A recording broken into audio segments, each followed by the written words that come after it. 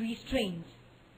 In the present context, it is used to mean self-control, forbearance, or any great rule or duty. It can also be interpreted as attitude or behavior. Certainly, a particular attitude can be expressed as discipline, which then influences our behavior. Patanjali's Yoga Sutra mentions 5 different yama, that is, behavior patterns or relationships between the individual and the outside world. Ahimsa, that is, harmlessness. The word ahimsa literally means not to injure or show cruelty to any creature or any person in any way whatsoever. Ahimsa is, however, more than just lack of violence as adapted in yoga. It means kindness, friendliness, and thoughtful consideration of other people and things. It also has to do with our duties and responsibilities too.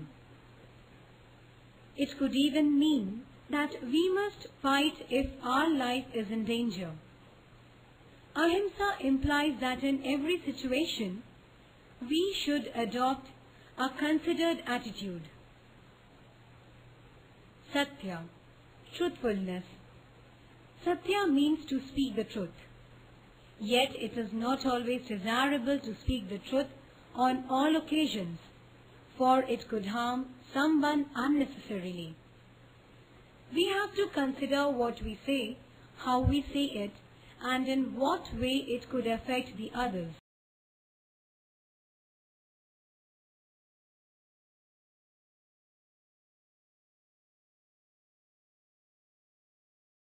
The truth has negative consequences for another, then it is better to say nothing.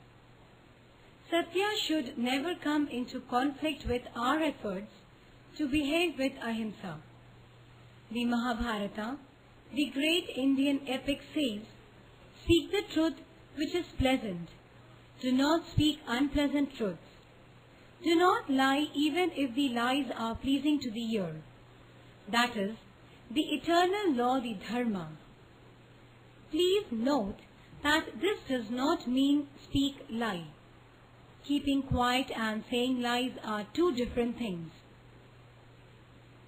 Asteya, that is non-stealing. Asteya is the third yama. Asteya means to steal.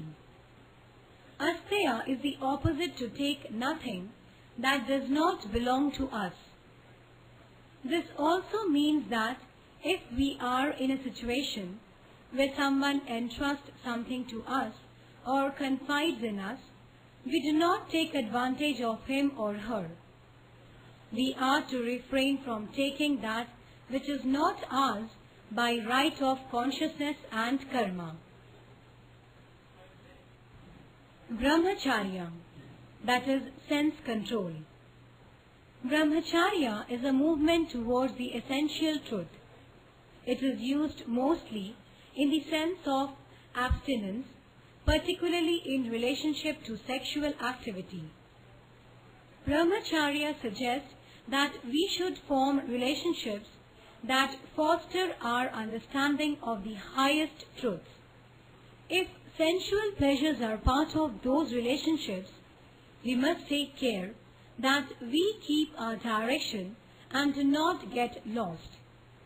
Avoid relationships that make us deviate from finding the eternal truth. On the path of serious, constant searching for truth, there are certain ways of controlling the perceptual senses and sexual desires. Brahmacharya does not necessarily imply celibacy. Rather, it means responsible behavior with respect to our goal of moving toward the truth. Aparigraha, that is neutralizing the desire to acquire and hoard wealth.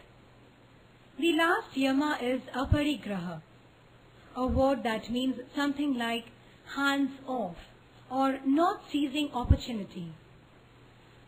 Parigraha means to take only what is necessary and not to take advantage of a situation or act greedy. We should only take what we have earned. If we take more, we are exploiting someone else. In addition, unearned rewards can bring with them obligations that might later cause problems. The Yoga Sutra describes what happens when these 5 behaviors outlined above become part of a person's daily life. For example, if we become kind and considerate, our presence will create pleasant and friendly feelings in people around us. And if we remain true to the idea of Satya, everything we say will be truthful. We will become trustworthy. In India, one's word is considered one's biggest asset. The Yoga Sutra also states that a person who is firmly anchored in Asteya will receive all the jewels of this world. Such a person may not be interested in material wealth, but he or she will have access to the finest things in life. The more we recognize and search for the meaning of the essential truth, the less will be distracted by other things. Certainly, it requires great strength to take this path. The Yoga Sutra teaches that the more faith we have, the more energy we have. At the same time, we also have more strength to pursue our goals. So the more we seek the truth in the sense of brahmacharya, the more vital we will have to do so. Parigraha is the increasing orientation toward material things. If we reduce parigraha and develop aparigraha, we are orienting ourselves more inwardly. The less time we spend on our material possessions, the more we have to spend on investigating all that we call yoga.